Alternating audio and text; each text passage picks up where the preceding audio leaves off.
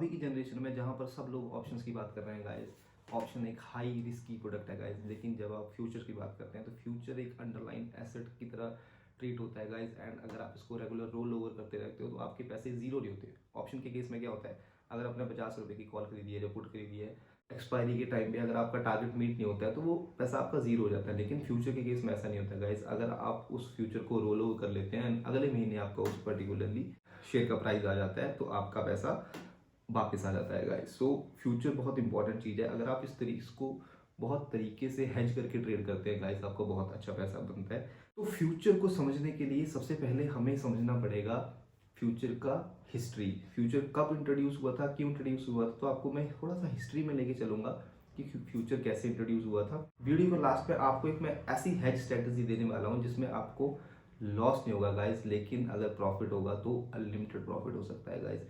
ये आपको वीडियो के लास्ट में आपको देने वाला हूँ, लेकिन उसके लिए पहले आपको फ्यूचर एंड हेज स्ट्रेटजी समझनी पड़ेगी गाइस। सो फ्यूचर इंट्रोड्यूस हुआ था गाइस 4 जून 2000। उससे पहले क्या होता था, इन्वेस्टर शेयर बाई करते थे एंड उनको जब ऊपर जाते थे सेल करते थे, अगर नीचे जाते थे उनको वो लॉस बुक करना पड़ता था क्योंकि नीचे का कोई मैकेनिज्म था ही नहीं। एनएसई ने इंट्रोड्यूस किया कि अगर किसी को लगता है कि मार्केट नीचे जाएगी तो वो इस फ्यूचर को सेल कर सकता है, ताकि मार्केट नीचे जाएगी तो भी उसको प्रॉफिट हो सकता है, ऊपर जाएगी तो उसको लॉस होगा। तो future was introduce to sell, but उसको आप बाई भी कर सकते हो, it's totally up to you. But the basic characteristic of future is कि आप इसको सेल कर सकते हो, क्योंकि कैश को आप सेल नहीं कर सकते। फ्यूचर को बहुत दुनिया सेल करने लग पड़ी, लेकिन सेल के केस में बहुत लोगों को लॉस होने लग पड़ा। लॉस कैसे होता, अगर आपने कोई चीज़ 10 रुपये में बाई की है गाइस, तो आपका जो लॉस है वो 10 रुपये है, क्योंकि 10 रुपये जीरो हो जाएंगे, आपका लॉस है 10 रुपये। लेकिन अगर आपने कोई चीज़ 10 रुपये पे सेल की है, 20 रुपये जा सकते हैं, 30 रुपये जा सकते हैं, 100 रुपये जा सकते हैं, 1000 रुपये जा सकते हैं, तो आपका जो लॉस है वो अनलिमिटेड हो जाता है गाइस, लेकिन प्रॉफिट आपका सिर्फ 10 रुपये रहता है। सो इस प्रॉब्लम के सोल्यूशन के लिए एक्सचेंज ने 4 जून 2001 को अप्रोक्सीमेटली एक साल बाद फ्यूचर के साथ साथ ऑप्शंस भी इंट्रोड्यूस कर लिए, कि ताकि आप फ्यूचर को हेज कर सको।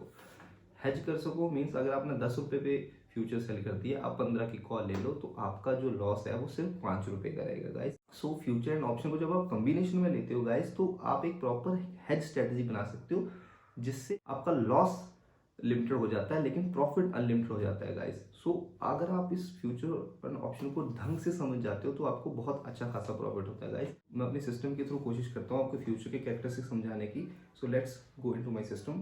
पहला कैरेक्टरिस्टिक्स है guys lot size. So future आप हमेशा लॉट साइज के थ्रू ले सकते हो गाइस। आप फ्यूचर को 1, 2, 5, 10 शेयर नहीं ले सकते। ये लॉट साइज एक्सचेंज के थ्रू प्री डिसाइडेड होते हैं।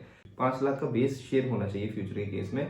सपोज कर लेते हैं रिलायंस इंडस्ट्री है, रिलायंस इंडस्ट्री का 25 रुपये का रेट चल रहा है गाइस। उसका जो 5 लाख रुपए का बेस है, मिनिमम 200 शेयर्स का लॉट बनता है, लेकिन अभी जो लॉट है वो 250 शेयर का है गाइस। सो आप 250 के मल्टीप्लाई में ही रिलायंस इंडस्ट्री को बाई कर सकते हो। आपको टर्मिनल पे दिखाता हूँ, 2450 रुपये के अप्रॉक्सीमेटली चल रहा है इसका प्राइस। सो 6 लाख रुपए का कॉन्ट्रैक्ट बनता है, विच इज़ 5 लाख से ऊपर ऊपर हो सकता है ये। अगर हम बात करते हैं HDFC बैंक की, HDFC का एक लॉट 550 का है, 1656 रुपये का रेट है, मतलब अप्रॉक्सीमेटली 8 लाख रुपए का ये लॉट बनता है। ये भी 5 लाख से ऊपर है। सो 5 लाख बेस है, इससे ऊपर फ्यूचर का रेट, फ्यूचर का lot size multiply by price होगा ही होगा। तो आप HDFC बैंक को 550, 1100 ऐसे करके ले सकते हो मल्टीप्लाई में। तो ये है बेसिक कैरेक्टरिस्टिक। सबसे इंपॉर्टेंट चीज़ का है, जिस स्टॉक का इंडेक्स का फ्यूचर होता है उसके ही ऑप्शंस होते हैं, उसकी ही कॉल पुट होती है, और किसी की कॉल पुट नहीं होती है। ये बहुत इंपॉर्टेंट ध्यान रखेंगे। एंड लॉट साइज सबका सेम होता है, चाहे फ्यूचर का हो, चाहे कॉल का हो, चाहे पुट का हो, सबका लॉट साइज सेम होता है गाइस।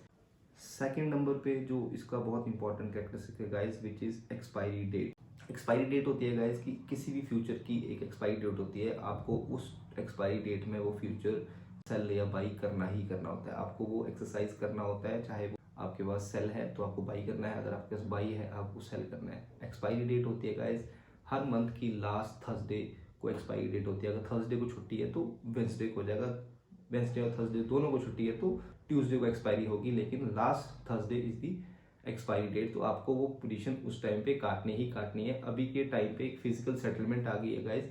सो फिजिकल सेटलमेंट के टाइम पे अगर आप नहीं काटोगे तो आपका ब्रोकर आपकी पोजीशन काट देगा। 3 महीने के कॉन्ट्रैक्ट होते हैं गाइस। अगर जनवरी चल रहा है, जनवरी का कॉन्ट्रैक्ट है, फरवरी का कॉन्ट्रैक्ट है, मार्च का कॉन्ट्रैक्ट है, आप तीनों महीने के कोई भी कॉन्ट्रैक्ट ले सकते हो। नंबर 3 रूल है गाइस, मार्जिन। मार्जिन आपको बहुत ध्यान से समझना है गाइस। मार्जिन के लिए आपको मैं कैलकुलेशन बताता हूँ। सपोज कर लेते हैं 25 जनवरी का रिलायंस है गाइस, 250 का लॉट है, 2500 रुपये का इसका रेट चल रहा है, तो टेक्निकली इसकी जो वैल्यू बनती है 2500 मल्टीप्लाई बाई 250 विच इज 6,25,000 बनती है। सो एक्सचेंज डेली डिसाइड करता है कि किसी पर्टिकुलरली स्टॉक का मार्जिन क्या होना चाहिए गाइस। ये डिसाइड होता है कि उसकी वॉलेटिलिटी कितनी है। हम एग्जांपल लेने हैं मिनिमम 20% का, 250 का लॉट है, 2500 रुपये का इसका करंट मार्केट प्राइस है, 6,25,000 रुपये की स्टॉक है गाइस, वो आप 1,25,000 रुपये में खरीद सकते हो गाइस। है ना अमेजिंग चीज़ गाइस। अगर आपने रिलायंस के 6,25,000 रुपये के स्टॉक खरीदने होते हैं तो बेटर है कि आप 1,25,000 रुपये दे के स्टॉक खरीद लें। प्रॉफिट आपको सेम होगा, लॉस आपको सेम होगा, लेकिन आपका 5 लाख रुपये का मार्जिन लगेगा। ये डिपेंड करता है, ये 18% भी होता है गाइस, 25% भी होता है, depending on the exchange rule. So अगर आपको एग्जांपल दूं मैं निफ्टी की केस में, 25 जनवरी की निफ्टी है, निफ्टी का लॉट साइज है 50, 18,000 इसका करंट मार्केट प्राइस है, 18,000 मल्टीप्लाई बाई 50 तो 9 लाख रुपये कॉन्ट्रैक्ट बना। अगर 15% के हिसाब से अगर इसका मार्जिन कैलकुलेट करें गाइस तो 1,80,000 रुपये का मार्जिन होता है गाइस। फोर्थ नंबर कैरेक्टरिस्टिक्स है guys M2M। So mark to market is आपका daily profit and loss guys. मतलब कि अगर आपने रिलायंस ले रखा है, अगर सपोज कर लेते हैं आपने 25 जनवरी को लिया था, 25 जनवरी लिया था, 25 जनवरी को जो उसका CMP था गाइस, 25 जनवरी को जो उसका CMP था वो 2510 रुपये हो जाता है। आपने 2500 रुपये लिया है तो आपको प्रॉफिट हो जाता है गाइस 10 रुपये का। मतलब कि 10 रुपये मल्टीप्लाई बाई 250 तो आपके 250 रुपये आपके अकाउंट में ऐड हो जाएंगे। अगर 26 जनवरी को गाइस ये 2520 रुपये हो जाता है गाइस, तो 10 रुपये बढ़ा अगले दिन भी, मतलब कि 250 रुपये के हिसाब से आपका 25 रुपये। अगर 27 जनवरी को गाइस इसका रेट 2480 रुपये हो जाता है तो आपका 40 रुपये गिर गया गाइस आपके रेट से, 40 रुपये गिर गया मीन्स -40 मल्टीप्लाई बाई 250 गाइस, आपके बैलेंस से 10,000 रुपये माइनस हो जाएंगे। This is the M2M guys. आपको आपका डेली बेसिस पे M2M आपके कैश में प्लस या माइनस हो जाता है, तो इस चीज़ का बहुत ध्यान रखें। ये सबसे इंपॉर्टेंट चीज़ है। आपका पिछले दिन की कैलकुलेशन के हिसाब से अगले दिन की कैलकुलेशन होती है गाइस, तो मार्केट टू मार्केट आपका ये होता है। तो ये कैरेक्टरिस्टिक है बहुत important. Fifth characteristic guys penalty and interest.